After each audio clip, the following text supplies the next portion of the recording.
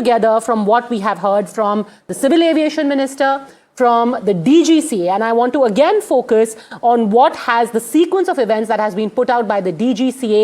It really gives you a fix on what happened in those 45 minutes. Baramati is an uncontrolled airfield, and traffic information is provided by the instructors, pilots from the flying training organizations in Baramati as per the statement of the person manning the ATC. Following are the sequence of events. At 8:18 IST, the aircraft first came in contact with Baramati. The aircraft's next call was at 30 nm inbound to Baramati, and they were released by Pune approach. They were advised to descend in visual meteorological conditions at pilot's discretion. The crew inquired about the winds, and let's get Saurabh in on this.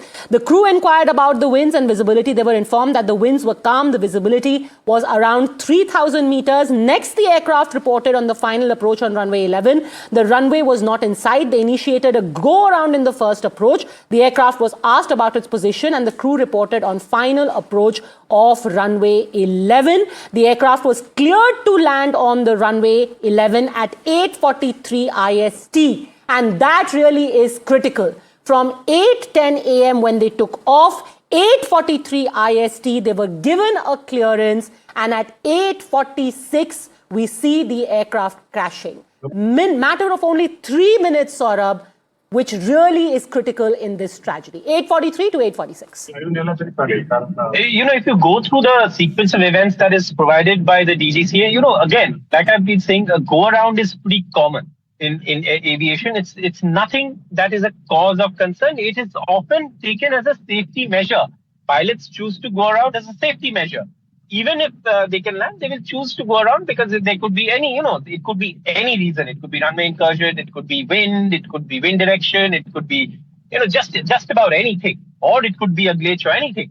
So they did take a go around, but then on also things seemed normal because they were in touch with the ATC. In fact, till the time that they don't, they don't read back the instructions. Once, and like, I was explaining, every time there's a communication between an ATC and a pilot, the pilot always reads back the instruction from the ATC. That is confirmation that the information has been heard correctly, the instruction has been heard correctly, and the instruction is being acted upon.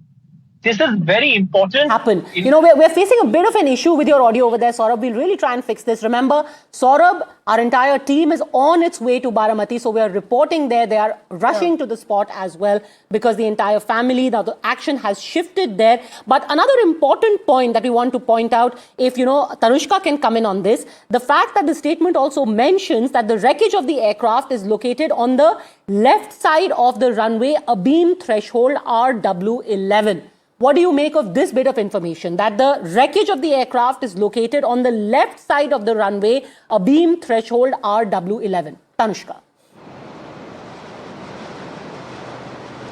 Well, this could have, much to do with the visibility, the poor visibility in that, area of the runway. Runway 11 is what we're talking about, and we do understand that the length of the runway was also not much. This is not your commercial airport that we're talking about, Baramati Airport, where this crash happened. So this definitely means that when the pilot indeed was warning about poor visibility before attempting a landing is, the last chain of communication also that went by to the air traffic control. And what we can also gauge from this is what you were also mentioning, that 3-minute gap between 8:43 and 8:46 is crucial also because there was no callback from the pilot to the air traffic control. The official statement that we also have is that the pilot did not give a readback of the landing clearance. That means after receiving the landing clearance from the air traffic control, the pilot is supposed to,